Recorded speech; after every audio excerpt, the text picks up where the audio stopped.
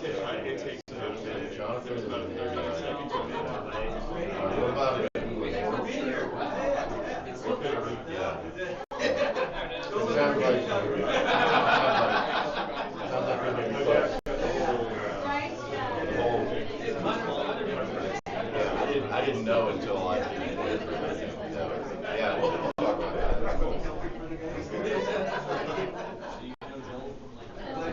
We didn't expect any sunlight.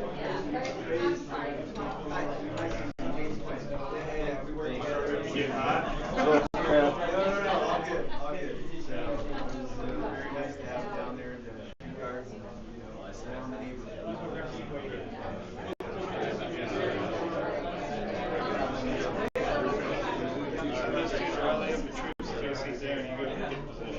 I'll send those two to no, Mike.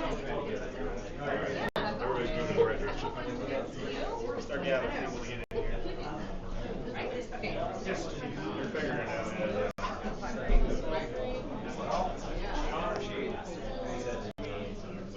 Ladies and gentlemen, please find your seats.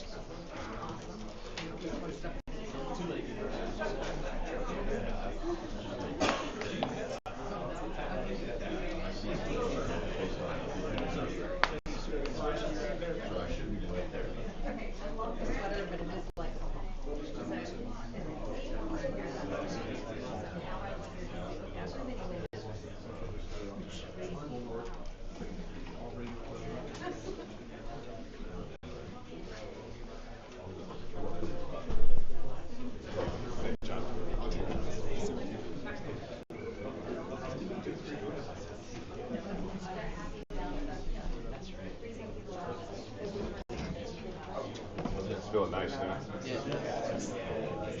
It'll keep my glasses from fogging up. So after I do the invocation, should I stay with it? What? Oh, for the. After the invocation, just going to be the proper. Move off the side. I've got about 5 to 10 minutes, depending upon I'll just go back. how well it's received. I got you.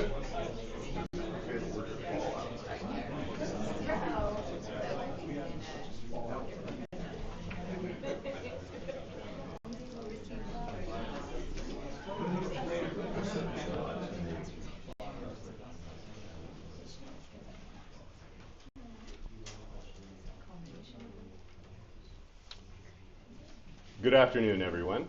You're probably wondering why I, a colonel, am emceeing today. It was a special request by Lieutenant Colonel Neuber specifically so I could do this. I hereby order every one of you, Lieutenant Colonel and below, to silence your cell phones at this time. For all other guests, if you'd be so kind as to silence your phones, that would be great. This request will obviously be enforced by public ridicule and shame. Thank you very much. Good afternoon. On behalf of Colonel James Quinn, U.S. Air Force retired, welcome to today's ceremony. Today, the men and women of the United States Air Force, United States Space Force, and the North Atlantic Treaty Organization pay special tribute to Lieutenant Colonel Joel J. Neuber on the occasion of his retirement from the United States Space Force after 23 years of faithful service to our nation. Please join me in a warm welcome to our distinguished guests. And of course, we always ask that you hold your applause to the end, but you have never once in the history of retirement ceremonies obeyed that request, so we're just going to clap for everyone. First, we have Lieutenant Colonel Neuber's much better half, and the reason that we have to be nice to him every day, Mrs. Lindsay Neuber.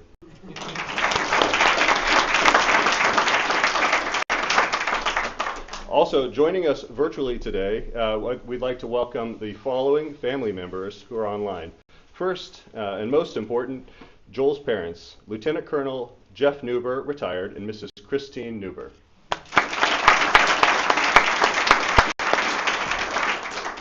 Hi, Mom and Dad. I would like to personally thank you for making Joel. He's been really helpful around the office.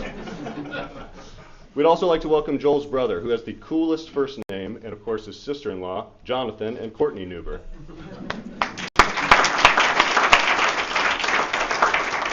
Joel's father and mother-in-law, Steve and Judy Powell, and Joel's sister and brother-in-law, Tether and Brian Powell. To all of Joel's other family members and friends who join us today and online and in person, a list too long to mention, we also welcome you to today's celebration. Please stand for the arrival of the official party and remain standing for the playing of the national anthem, followed by the invocation.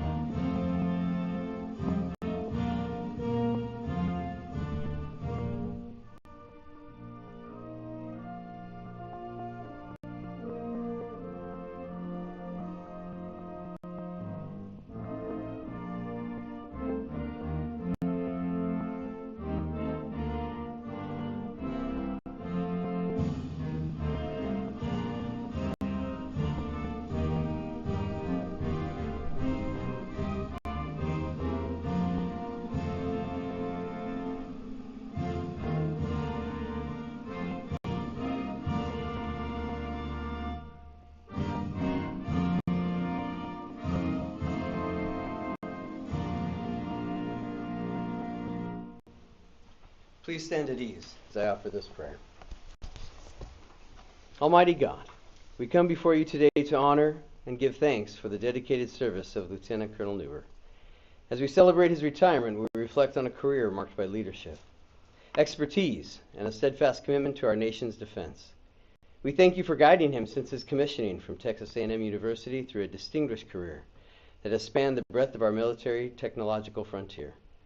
From the solemn responsibility of intercontinental ballistic missile operations to the watchful eye of the Cobra Judy radar, to commanding the vital Air Force Satellite Control Network detachment at the edge of the world, in Greenland even. Lord, he has answered every call with excellence. We are grateful for the strategic wisdom he provided at the highest levels, shaping space operations for many of our fellow airmen, guardians, and NATO allies. We ask you to bless the path he has traveled and the immense impact he has made. As he stands at the threshold of a new chapter, Lord, we ask for your richest blessings upon him and his family. Grant them peace in this transition, joys in the years to come, and a profound sense of purpose in all new ventures. May the qualities of integrity, duty, and service that have defined his career continue to be a source of strength and inspiration. We ask this in your holy name. Amen. Thank you, Lieutenant Colonel Klodnicki. You may be seated. All right, ladies and gentlemen, let me once again welcome you to this happy occasion. So by now you've probably caught on that today's ceremony is a little different, trying to reflect Joel's fun-loving personality, as opposed to the traditional formal affair that military retirements tend to be. So typically these things are like attending your own funeral. except you're not dead.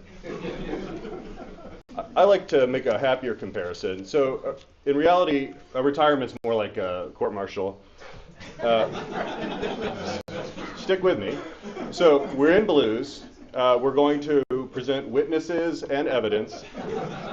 And at the end, Joel gets kicked out of the military. So,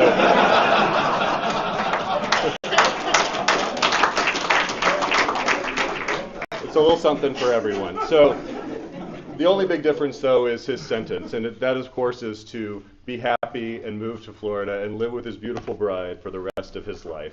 Aww. Okay, so I'd like to apologize to several of you today that are joining us under the false pretense that we're staging an intervention for Joel's sudden and extreme weight loss. My apologies. We ask you to stay for the ceremony. There is Benji's tacos in the background and cake, I believe. But thank you, Joel, for giving me this honor of emceeing. Joel was happy to accommodate when I begged him to let me do this. It was either that or have to watch me sulk in the front row. So thanks. But now we got to let you in on a little something. This is actually an epic prank that Joel has been planning for years to get Q to shave his Lord of the Rings beard. So you're all dismissed back to work, and we will see you tomorrow. So aside from pranking Q, Joel had several unique requests for today's ceremony, most of which we ran by the 86th Wing Protocol, who politely responded, "Absolutely the hell not." I will now present you the parts of the ceremony that were cut for purposes of decorum and avoiding light treason.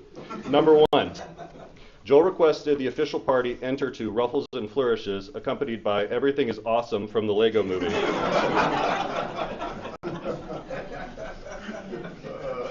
Number 2, and those who know, Joel asked us that we ring the ship's bell and have the bosun whistle him in. To which I had to remind him again that he is in the Space Force and not the Navy. And finally, there was just a note that he slipped me right before the meeting, right before the ceremony, that says, "Please mention my Porsche several times in my retirement." Listen, Joel, for the last time, I didn't put it in your OPR.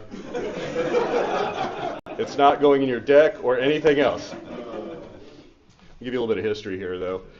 It was shortly after Jimmy Buffett died in September of 2023. Visibly shaken by this news and already weak from his diet of unsalted butter and beef jerky, Joel told me it was time for him and Lindsay to weigh anchor on this chapter and set sail for fairer seas. And frankly, there's been no living with him since. Yes, Joel, we know it's 5 o'clock somewhere, but it's Monday morning here and we have a staff meeting.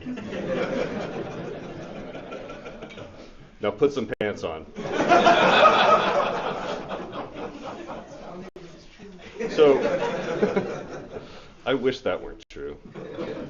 Joel's lucky to have several colonels throughout his career who have provided him advice and counsel and wisdom. None of those colonels could be here with us today.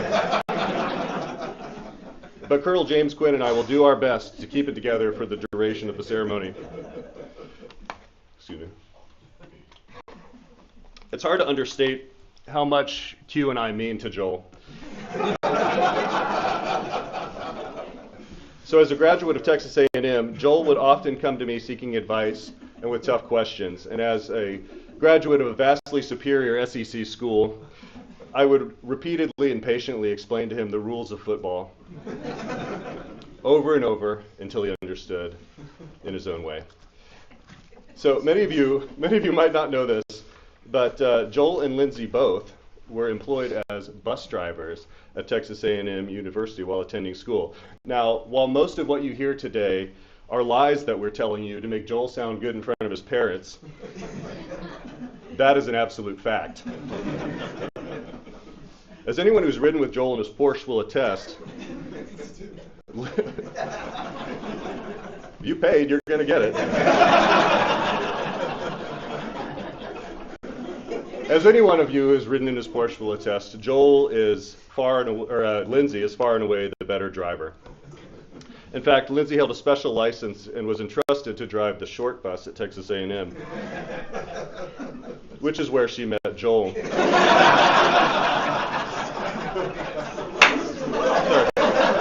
You said 70% serious, right? We'll get to that part. Who, as a member of the Corps of Cadets, was required to ride so he didn't get lost on his way to class. And it was love. And by love, I mean dating Joel is where Lindsay discovered her love for teaching kindergarten.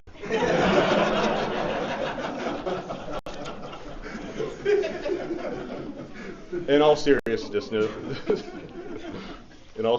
though, Joel was one of the top NATO space component's most trusted senior leaders, for sure. He's responsible for the force design of one of 3 major mission areas given to the component by the North Atlantic Council, which is no small feat. Joel's shrewd analysis is the reason that we're on the path of success that we enjoy today. So Joel would bring his biggest challenges that face the team, and together we would seek the best solutions. And as Proverbs tells us, that without consultation and wise advice, plans are frustrated, but with many counselors, they are established and succeed. Colonel James Quinn was often that voice of counsel for Joel, explaining to him why his solutions were not only illegal most of the time, but also insane. So close. Well, I've already said so many nice things about Joel. I'd like to give somebody else a turn. If I may give you a quick introduction, though. Colonel retired James Quinn's last duty assignment was as the Director of Space Forces, or DIR Space 4, headquarters, U.S. Air Force, USAFIAP Africa, where he led the space integration efforts to support 2 combatant commands. Additionally, he was the DIR Space 4 / senior advisor for the then NATO Space Center located here at Allied Air Command. He credits all of his success in this position to the exceptionally superior mentorship he received from fellow U.S. Southcom DIR Space 4, Colonel Jonathan L. Whitaker, Esquire. Previous to this position, he was Chief of Special Programs Division at Headquarters, Air Force Space Command, Peterson Air Force Base, Colorado. As one of the most successful Special Programs Chiefs in Air Force Space Command history, he credits his success to the humble yet forceful and fatherly advice of his then Engine Room Chief, Lieutenant Colonel Jonathan L. Whitaker. This is his bio. I didn't. He attended Texas Tech University, boo, where he graduated with a Bachelor of Arts degree in Business Management. He received his commission in 1992 through the Air Force ROTC. That wasn't a joke. I mean,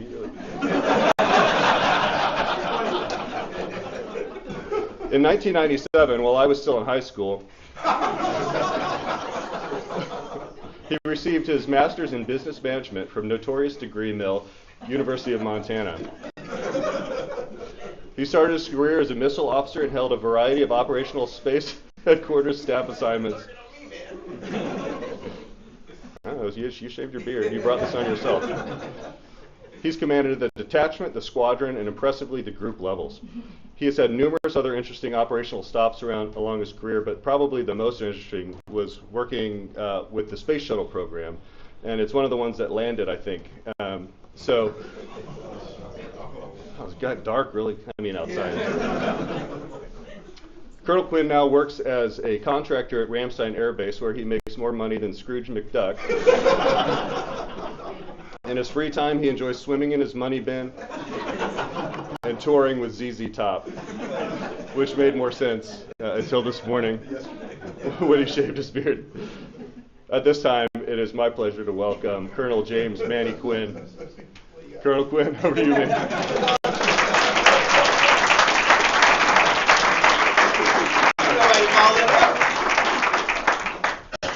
That's a hard act to follow, man. I don't even have those many jokes. Yours has to be true, though. Yeah. My jokes are few and far between here, so. All right. I'm going to not do that. So, all right. Good afternoon, everyone. I do have prepared remarks, so I'll make sure I stay on script here for most of the time. Good afternoon, and thank you for being here today. What a fantastic day we have here to celebrate Joel Neuber's service to his nation and highlight some of the incredible things that he's done over his 23 years of service. I'd like to extend a special welcome to Joel's family and friends. There's going to be a little bit of a repeat that are with us here online and in the room. For the folks online, while you may not see the full crowd gathered here today, please know that Joel is surrounded by people who deeply respect and admire him. We're still looking for those folks anywhere in the crowd, so feel free to stand up. But we'll find them, buddy. We'll find them. So, And yes, Joel, I can't resist pointing out that you've managed to draw quite the audience, both in person and virtually. That is no small feat for an A&M grad. So, I do want to take a moment to recognize Joel's parents who are online with us as well as Colonel Whitaker did. But thank you, Jeff and Chris, for raising an incredible son on top of creating him. So he is an absolute pleasure to work with and one of the finest officers I've had the privilege to serve with. He's a fantastic teammate, leader, and has an exceptional work ethic. Many thanks to you both. Also with us online are his brother Jonathan and wife Courtney, Lindsay's parents Steve and Judy Powell, and Lindsay's brother Brian and his wife Tether. Thank you all for joining us today. And of course to you, Lindsay. Thank you for your nonstop support to Joel throughout his career. You are a wonderful team together, and it is clear to all of us who know you both. What I'd like to do before getting started with putting the spotlight on Joel is to talk a little bit about his family history. Joel comes from a line of airmen with a legacy of dedicated service in the Air Force. His grandfather, Amos Rhea, started his service with the Army Air Corps in 1940. From flying biplanes to finishing his time in the front seat of an F-4 fighter jet. That alone is quite an experience. His grandfather served in World War II through Vietnam, to include the transition of the Army Air Corps into the United States Air Force. In many ways, Joel has seen similar transitions as the Space Force has stood up from out of the Air Force. Joel's father, Jeff, was also part of that legacy. He served in the Air Force as a missileer, just like Joel did for the first part of his career. And then Joel's dad transitioned to the logistics career field and served a full career there to include service during Desert Storm and retiring as a lieutenant colonel. It is the shared legacy of service that has helped pave the path for Joel. So in lieu of simply running through Joel's career, what I'd like to do is pull out some themes from across his career to help highlight what he's done. So for Joel, the themes that really jumped out to me in reviewing your record for the 18th time, trying to find something. So there are three areas. So the area number one, I would say I've binned it as he excelled at every opportunity presented to him. Area number two, a loyal and dedicated teammate. And area number three, an impeccable work ethic. But before I get into those three areas, I think it is noteworthy to preface what you're about to hear regarding Joel's career is that it was carved from what some would consider a non-traditional path. While Joel was driven by a passion for service, he used a true inner honesty to find an optimum balance between service and the life and legacy he wanted to build. So let's talk about these three thematic areas, beginning with how he excelled at every opportunity afforded him. So from his current NATO position, he crafted the space coordination element teams on how to better integrate space across all the operational domains of NATO, to include integrating the space teams across land, air, and sea components. And I tell you from firsthand experience, those space coordination elements are thriving. In response to the Ukraine crisis, he ensured space team support to a variety of response options, from assured missile warning to innovative, never done before initiatives that broke new ground for the Space Force in direct support of Ukraine units. Other areas where he clearly excelled were in theater operations. His leadership in bringing in a first ever weapon system type to the European theater, from site construction to bed down to support agreements. And as a concrete example of that, we now have a $4 million system in place supporting operational missions right here in Europe and across the globe. In the Pacific, he was a joint planning superstar. He led combat command level planning efforts for the United States Space Force and U.S. Space Command, stand-ups and organizational changes, preparing the combat command for these foundational mission changes.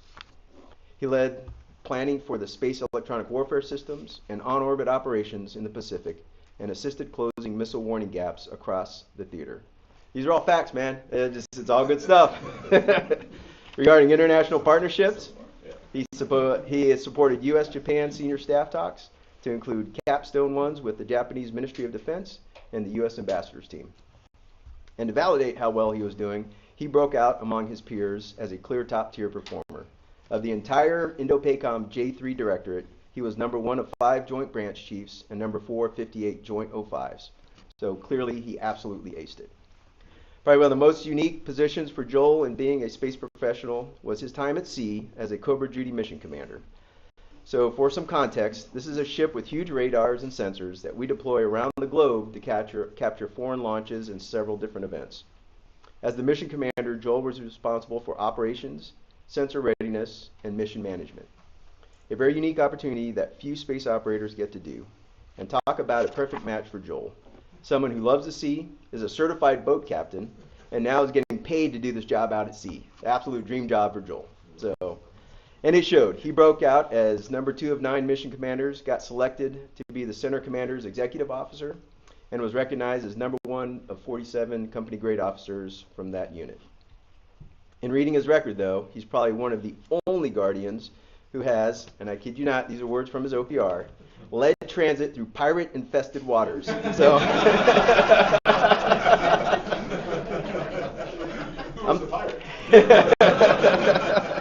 I'm not sure if I'm picturing him as Tom Hanks from Captain Phillips or Jack Sparrow from Pirates of the Caribbean, but for you all to determine. So the second thematic area for Joel is him as a loyal and dedicated teammate and top-tier leader. I saw this firsthand with his connection and respect, with the connection and respect he has with his teams across the NATO components. He's well respected, supports the teams at a variety of locations, and takes time to know his teammates.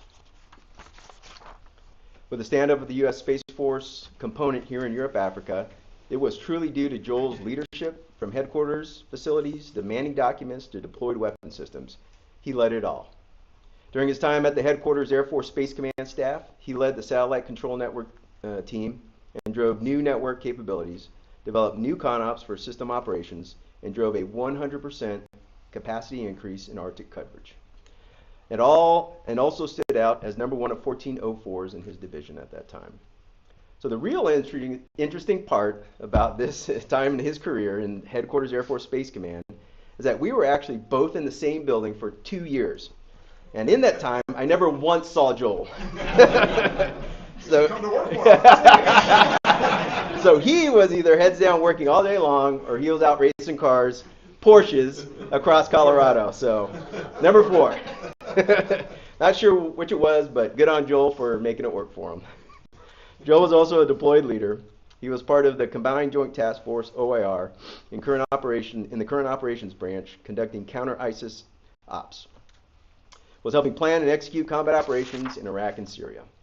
Joel was a commander. He led the space team in Greenland, took care of critical satellite operations, but also more importantly, took care of the team up there. As you can imagine, being in a remote tour for members away from families and in austere conditions presented unique leadership challenges. But Joel aced his command test, and what I mean by that is the antennas didn't blow up, so he passed. But seriously though, he was the number 1 detachment commander during this time frame in his career as well. So the last thematic area of his career is what I've been as reflective of his impeccable work ethic. So his fingerprints are all over the Space 4-year aft stand-up plan and key milestones that we've achieved to get to initial and final operating capability. He took the time to understand the urgent operational need process, which is known as UON process, and him and the team drafted, delivered, and got approved the first and second ever UONs completed by the U.S. Space Force. So, as you all may know, Joel started his career in the nuclear missile arena with duty up at Epi Warren in Wyoming. He did a great job there as a missileer. But what really stood out to me in regards to his work ethic was his dedication to mastering his job. In there, he had a running 100% average on his weapon system and emergency war order testing for close to 3 years straight. That's just a fabulous fact, right? It's a tough set of tests that you got up there, so congrats to you, Joel. From his time at the Space Component, I will share with you that we were all so very fortunate to serve there with Joel. I have found few people with a stronger work ethic than him. He is an amazing partner in crime and amplifies the strength of any organization through his dedication to the mission and his team focus. So to recap a bit, Joel's 23 career is threaded with his focus to excel at every opportunity provided him, his loyalty and dedication to his teammates, and lastly, his impeccable work ethic. He leaves active duty service with a record chock full of top-tier leadership and superior performance at every level. Joel, thank you for what you have done for our nation, the Air Force, the Space Force, and the teammates around you. We all look forward to this incredible next chapter that you and Lindsay will write and all the successes that come for you both. Congratulations on your retirement and the boundless future that awaits you. On behalf of your military family, teammates, and colleagues, We wish you all the best in what's to come, and thank you for being a spectacular airman and guardian for the last 23 years of service to your nation.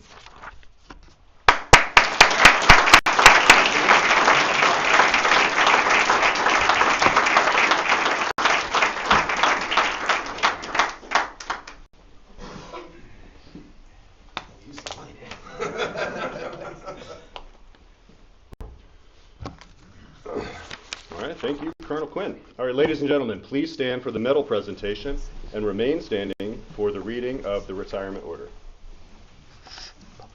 Publish the order.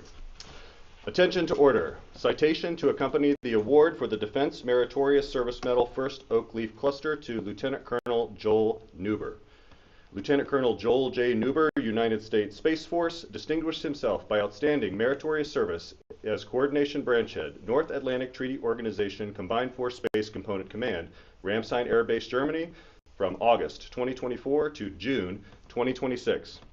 During this period, Lieutenant Colonel Neuber was instrumental in establishing a space integration construct comprised of 6 geographically separated elements to integrate the space domain into 3 Alliance Joint Force Commands and 3 Theater Component Commands. His expertise and guidance were key contributors to the first ever rewrite of all 3 Joint Operational Area Regional Plans to ensure the full integration and alignment with space. Furthermore, he deftly leveraged the newly established space coordination elements during exercises Steadfast Deterrence and Steadfast Duel to drive space capabilities and impacts, resulting in the first realistic depiction of multi-domain operations in strategic-level NATO exercises. Finally, Lieutenant Colonel Neuber partnered with United States European Command to develop a process through which the United States space capabilities could be woven into Supreme Allied Commander plans, increasing alliance lethality, while paving the way for all allied nations to incorporate space effects into NATO operations.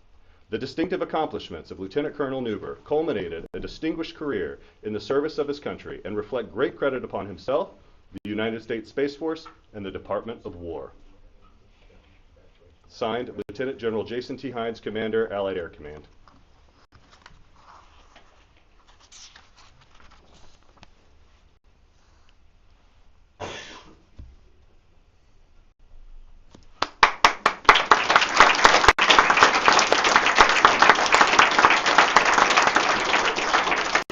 Please remain standing. At this time, we will read the retirement order. Publish the order. Attention to orders. Department of Air Force, Washington, District of Columbia, Special Order AC TAC 001315. By order of the Secretary of the Air Force, Lieutenant Colonel Joel J. Neuber is retired from active duty, effective 1 June 2026, after 23 years of faithful and honorable duty.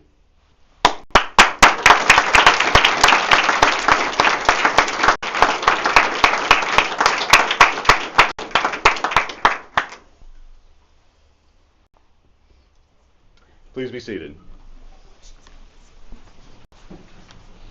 The Chief of Staff of the Air Force has sent a certificate of retirement to Lieutenant Colonel Neuber.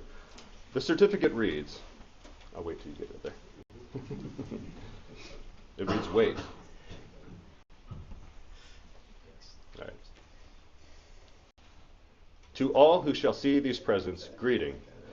This is to certify that Lieutenant Colonel Joel J. Neuber, having served faithfully and honorably, was retired from the United States Space Force on the first day of June 2026. Signed, General Chance B. Saltzman, Chief of Space Operations.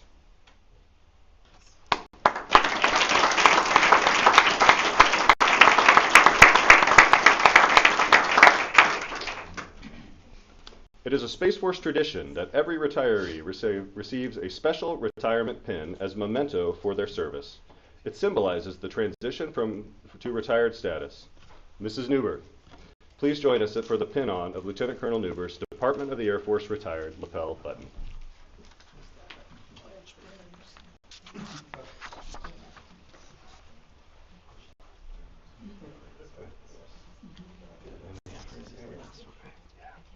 That's next time. There's 2, but yeah, just that one.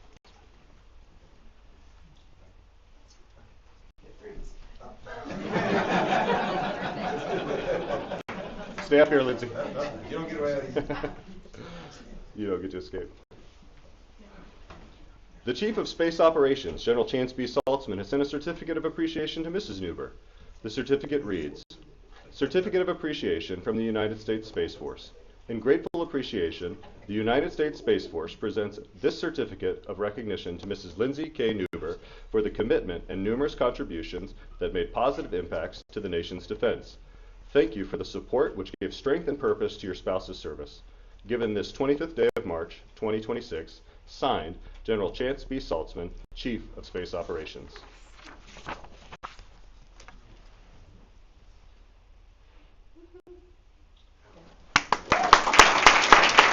Now you can sit. You guys can sit.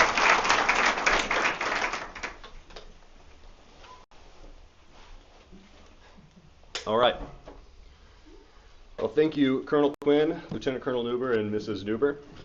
We will now observe the folding of Lieutenant Colonel Neuber's retirement flag.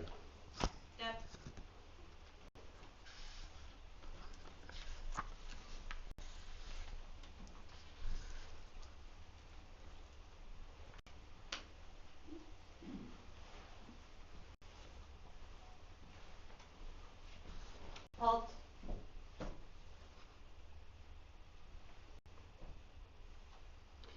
For more than 200 years, the American flag has been the symbol of our nation's unity, as well as the source of pride and inspiration for millions of citizens. Born on June 14, 1777, the Second Continental Congress determined that the flag of the United States be 13 stripes, alternating between 7 red and 6 white, and that the Union be 13 stars, white in a blue field, representing a new constellation. Between 1777 and 1960, the shape and design of the flag has evolved into the flag presented before you today.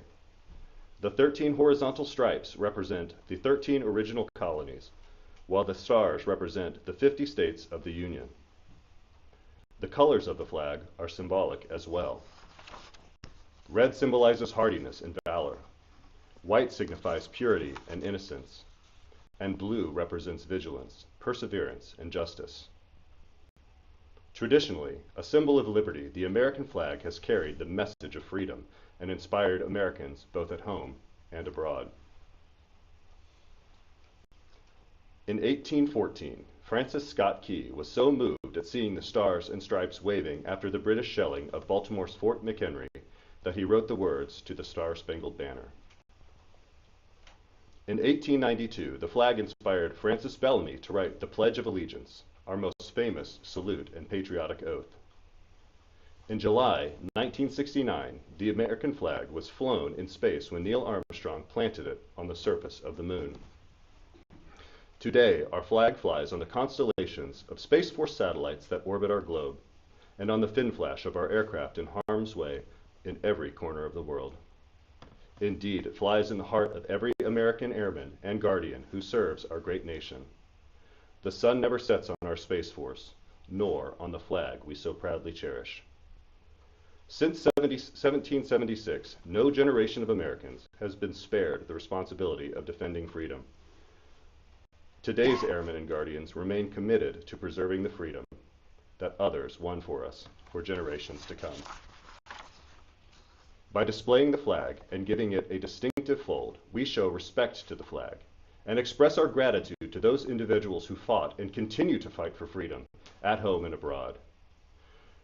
Since the dawn of the 20th century, airmen have proudly flown the flag in every major conflict on land and in the skies around the world. It is their responsibility, our responsibility, to continue to protect and preserve the rights, privileges, and freedoms that we as Americans enjoy today. The United States flag represents who we are. It stands for the freedom we all share and the pride and patriotism we feel for our country. We cherish its legacy as a beacon of hope to one and all. Long may it wave.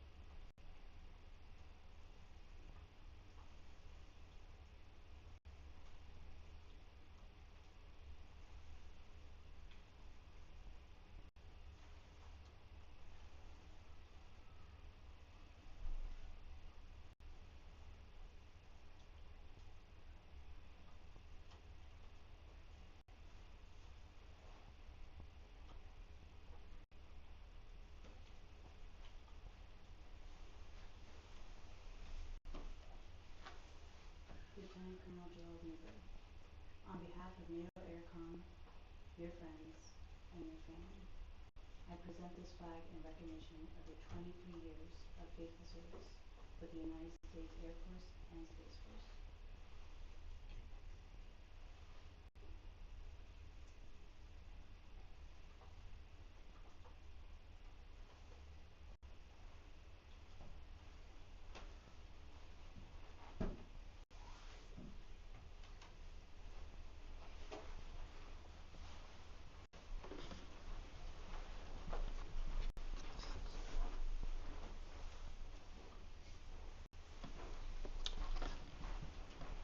Ladies and gentlemen, Lieutenant Colonel Joel Neuber, United States Space Force, retired.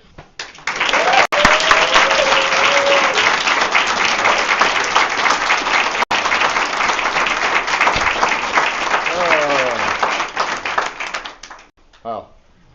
Thank you. I asked for non-traditional, and careful what you ask for, you might get it. Yeah, I'm usually not one to go off the script, but I prepared myself some points just so hopefully I can not miss anything that I want to say. But this, wow, already the work that's gone into this, it means so much to me. I want to say thank you to the General Cannon Hotel. This is an amazing space. I had a lot of trouble finding a venue for this, so thank you to Anya and the team here who came through for me and have been over backwards to make this happen. So thank you. And of course to Colonel Wynn. I'm sorry, Colonel Quinn. Can't read your name tag. Funny Starbucks name. Couples name. And Colonel Whitaker. You gentlemen have. I know you joke about the 06s, and I have been very, very fortunate with some of the 06s that I've worked for. Incredible mentors, all of them. But you two gentlemen have meant so much to me in my time here, and it has been truly my pleasure to work for you and with you in the assignments I had. And thank you for doing this. Thank you for shaving. Your distinguished beard. You look a lot younger. I think you should keep it. Yeah, thank you so much for all the work you put into making this event such a success. The chaplain, we're up there. Thank you for also being our prophet. I appreciate it. And the words, I really do. Very heartfelt and means a lot. Thank you. To the honor guard, thank you as well for that exceptional performance. I know that you have busy schedules. Thank you for coming out and doing that. Boy, you really realize when you get to this point and you start looking back and reflecting on your career, what you've done, everything. But one of the biggest things that for me personally come up is just the friendships that I've made and the relationships I've built. And none of that evidenced more by the 4 friends I have that are here in the room today that flew all the way to Germany on their own dime, took some time off just to be here. So to Sean Michael Mulligan, who's a fellow mission commander with me, Sean Rashid, who worked with me at PACOM, to Matthew Soderlin, who also worked with me at AFTAC, and his beautiful wife Stacia, who has been a consistent friend, and they've been with us for multiple assignments, and we've had some wonderful memories together. Thank you for coming all the way out here, taking the time, and they surprised me. I had no idea they were coming out. I just walked in the house, and it's always a pleasant surprise. So thank you for taking time to be here. I also Colonel Quinn spoke about kind of the legacy, I guess you would say, of my family, which I'm very, very proud of. Both of my grandfathers served in World War II. Colonel Quinn spoke of my maternal grandfather, Amos Ria, who was in the Army Air Corps. My father's father was also a clerk in the Army Air Corps as well. But that was the beginning of a long tradition in our family, and that really is all I've known from my grandfather to my childhood growing up is the military, is the Air Force, and it has defined me as a person. It has shaped me, and it's the family I know and I love, and that's all I've known in my life. And I am so appreciative. I've been talking to people, the experiences, the things I've done. I can't imagine any other career, any other any other profession that would have afforded me the opportunities that I've had, thanks to the Air Force and the Space Force. So it means a lot. I also want to, spoke my grandfather, my father, dad on the YouTube today. Thank you for everything you've done, for being my role model. I am the man I am because of the leadership and the parenting that you provided, and watching you, the way you interacted with our family, the way you led the family, it defined me as a person, and I want to say thank you for that. To my mom as well, also who unfortunately couldn't be here today. Thank you for your selfless service. That's really the thing I got from you, is your willingness. You're always putting others before yourself, and I know nobody else that does that to the degree you do. And I love you, Mother. And Jonathan, who really truly is my best friend, my brother. He's been there from his birth till now. Those of you who may know, he is actually he is taking my dream job. He's going to Billund, Denmark, to be a Lego designer in the not too distant future. So I can't tell you how proud I am of you, Jonathan. That you had a goal, you had a dream that is so far out there that most people couldn't even. The process to get this job is insane. There are over 1,000 applicants for one position. It's incredible. And he got that job. So that shows the dedication, the perseverance, the type of man he is. And I have so much respect for him that he chased that dream and he achieved it. So kudos to you. I'm incredibly jealous. But I can't wait to see all the things you do there and follow your career with great interest. And then, so I'm going to guess be a little bit cliche. I want to run through a little bit chronologically just so I can make sure I capture all the different organizations and folks that have meant so much to me. I'm going to miss names. Don't feel slighted if I. It's just when you're looking back over hundreds and hundreds of names, hundreds of people, it just we'd be here all day. But there's some of the few folks that I do want to highlight. Starting with my time at Texas A&M. Which was very, it was a military school, military education, but those friendships that I've made there have carried with me through my life. One in particular, many of you may know Danny Seebeck, was a roommate and good friend of mine at A&M. He has gone through a lot in his time. He's stood up the Torchlight Initiative to recognize those missileers that have developed cancers from their service. After his own experiences, and watching the work he's put into that has been truly inspirational to me, and he has put his heart and soul into that. Not the flag over. But Danny as well, I do have tremendous respect for the work you're doing. And then moving on.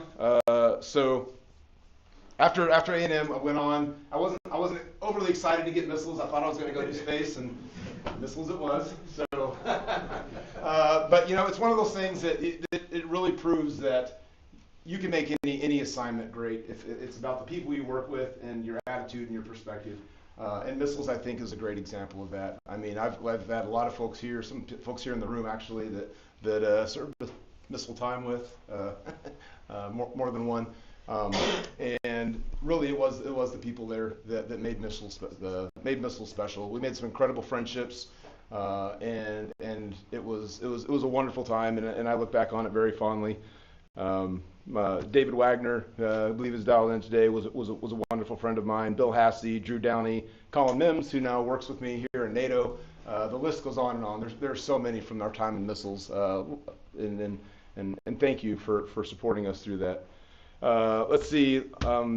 Following our missile time, we went on to Florida. I would say I've had a bit of a after missiles. The career gets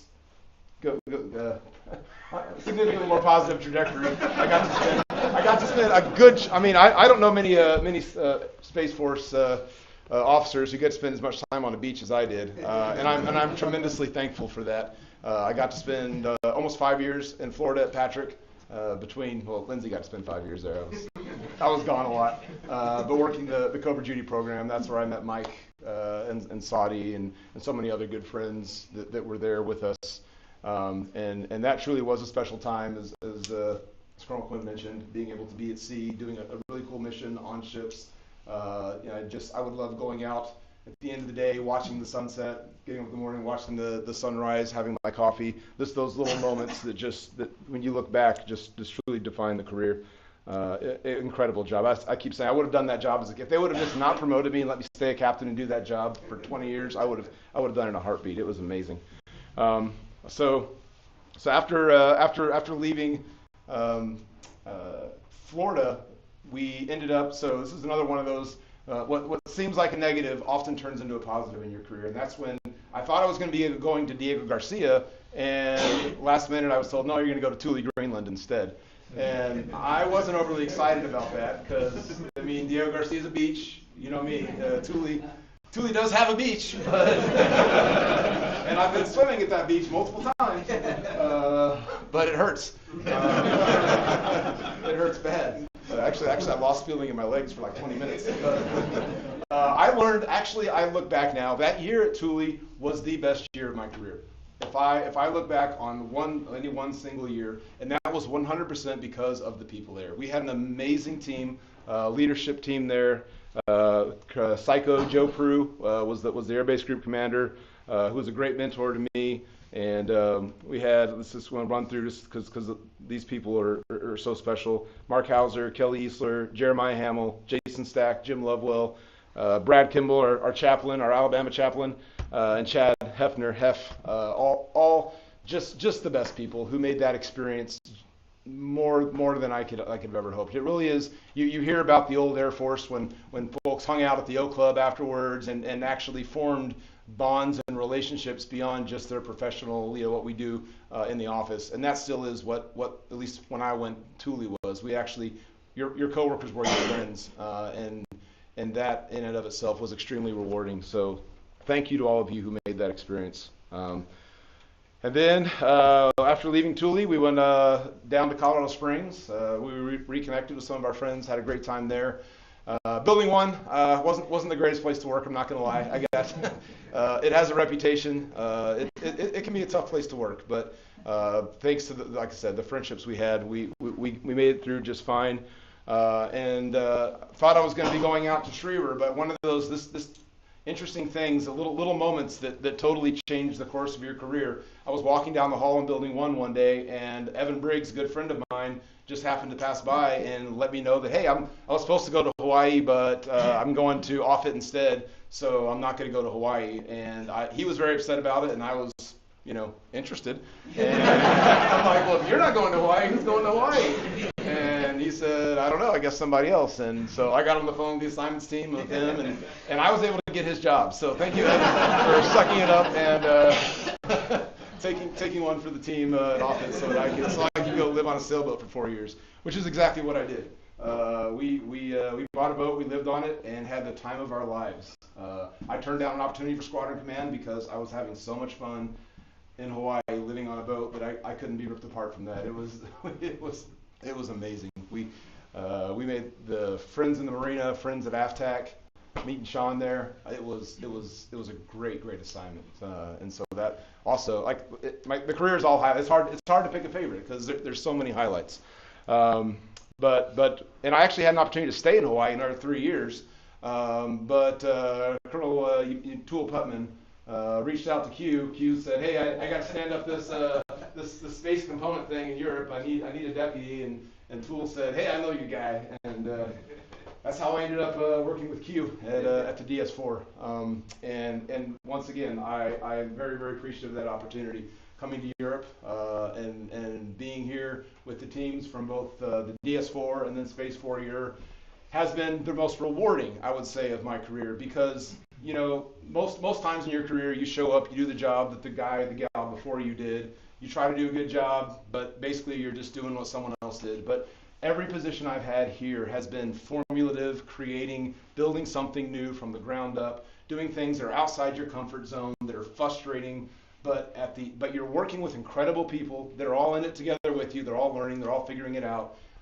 And at the day by day, it's frustrating and you don't see a lot. But when you look at the 1 year milestones, now that I've been here for 5 years, and I look at where the DS4 was with me, with JT, with Jen McCord, and Jim Musman, just the four of it, that was it. That was all Space Force Europe was. just 5 years ago. That's amazing to look at where it is now and where it's grown. And having been a part of that, I can't tell you the satisfaction and the sense of accomplishment and how proud I am of what everyone in this room is now doing with that organization. So thank you to all of you that are doing it today, that were doing it with us at that time. Tremendous sense of accomplishment for myself. And then to have the opportunity, thanks to JP, to continue doing that at NATO. I was going to retire at 20. I told everyone at 20 I'm going to retire. I want to do a new thing in my life and try a new phase. But JP talked me into sticking. He said, you really should, you've enjoyed what you're doing there. You need to come check out NATO, understand what's going on, and do that. So I did. I followed him to NATO, and man, I got to say, the culture of that organization is just something else. Having so many nations all melding together, different perspectives, different opinions, the way that it works is incredible to see and incredible to be a part of. So these last 2 years at NATO, doing the same thing, standing up something new and building it from the ground up, very, very rewarding, very, very, very satisfying. And then also, I would say the other big thing of being here at Ramstein, other than just the opportunities for travel, which have been incredible, is the opportunities we've had to meet our German friends and neighbors here in the country. And we have fortunate to have a few that have joined us today. My incredible landlord, Eva, thank you. You hear horror stories of German landlords, like that, and I can't believe it, because we've been so incredibly lucky. We love our home, your home. You have made us feel like it is our home. So thank you for that, and we really appreciate all you've done for us and allowing us to stay much longer than we initially planned. And to our neighbors, Tom and Gabby, I know I imagine it can be frustrating with all these Americans coming and going all the time. That's okay. You have been wonderful, wonderful neighbors. I've enjoyed our chats at the fence. Thank you for taking the time today to come and just experiencing the time with you and talking about the castle. It's been very, very enriching. And then of course, if you know me, you know that I tend to dabble in hobbies, and in Europe my hobby has been Lego. I'm a big fan of the brick, and you may not, we have a very distinguished individual in the room today. So the president of the Kaiserslautern Lego Club, I didn't knock this flag over back in the day, is here with us today. The Hefe, Michelle, and your husband Martin, who I met in Denmark of all places. Ironically, Martin lives just down the street from us. And I had to go all the way to Denmark to meet him. And he's like, hey, I heard you live in Germany. I'm like, I live in Germany. Where do you live? I was like, I live in Bonn. I live in Landstuhl. I'm like, we're neighbors. But it's just some of those weird things. And they have invited me into their family. Both the Lauterstein, the Lego Club, and their own personal family, the Schild family. Unfortunately, their oldest son, Torben, couldn't be here today because he's doing exams. But he's a great friend of mine.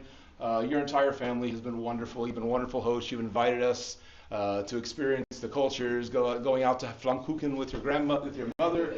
So many things that we've done, all the trips we've done all over Europe to Lego shows. You have really made me part of your family, and so I want to make sure that you feel the same. Thank you to all three of you, all four of you. So yes. Okay, and then finally, kind of full circle, my own family. Of course, I spoke, my immediate family. But obviously, it goes much more than that. My in-laws, Steve and Judy Powell, who are on today, thank you for raising a wonderful daughter. We'll get there.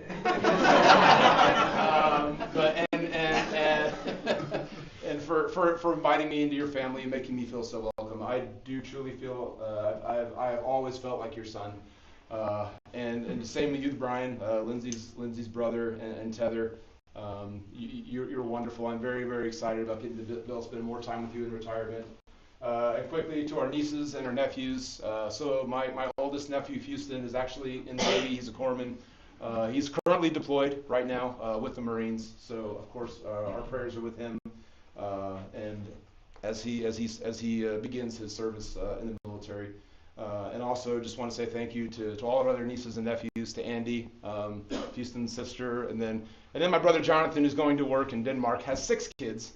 How he's getting them to Denmark, we're not quite sure, but that's going to be a challenge.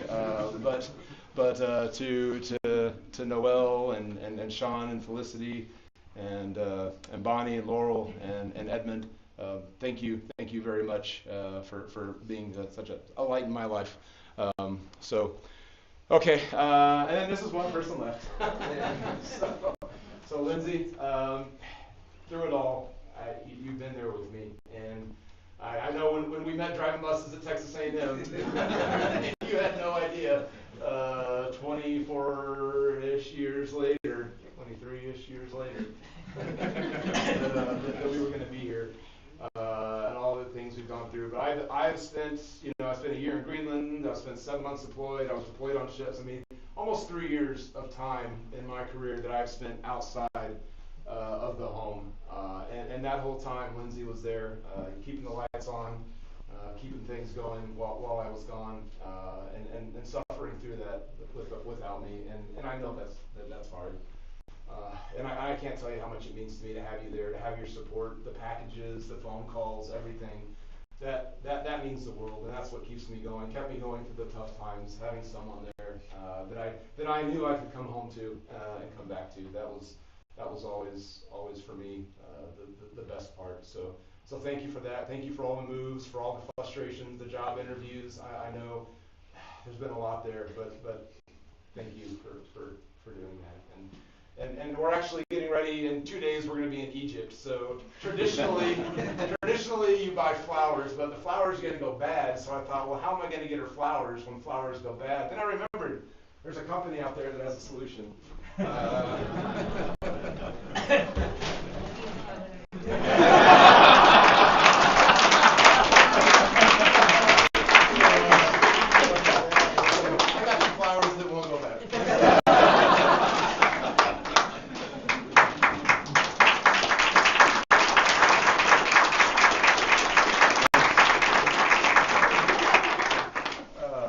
Sorry if I missed you. There's so many people in this room. You all know. I mean, we all have a story. We could be here forever. I do appreciate every person in this room. You've all touched me in some. That came across wrong. Anyway, impact. Yeah. So, but thank you for all the moments that we've shared and the lessons that it truly has.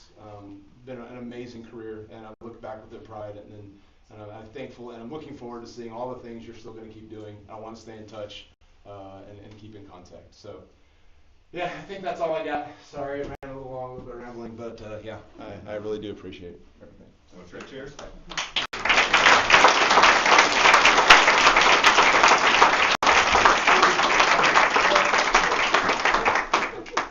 Okay, for all of you who have touched Joel, OSI will be taking statements in the back. All right. Thank you very much, Joel. The men and women of the United States Air Force and the United States Space Force are proud to have served with you, Lieutenant Colonel retired Neuber.